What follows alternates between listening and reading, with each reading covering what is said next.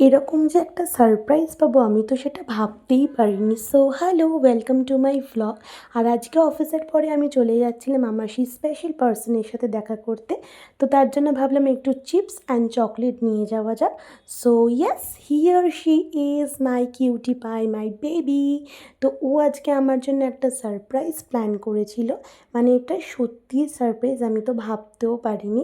মানে আমি তখন এটা দেখে বোঝাই যাচ্ছে যে এটা একটা কেক ছিল। আর এটা শুধু নর্মাল কেক ছিল না, এটা হ্যান্ডমেড সানফ্লাওয়ার চকলেট কেক ছিল। যেহেতু সানফ্লাওয়ার আমার ভীষণ ফেভারিট, দ্যাটস ওয়াই এটা স্পেশালি আমার জন্য এতটা এফোর্ট দিয়ে বানিয়েছিল।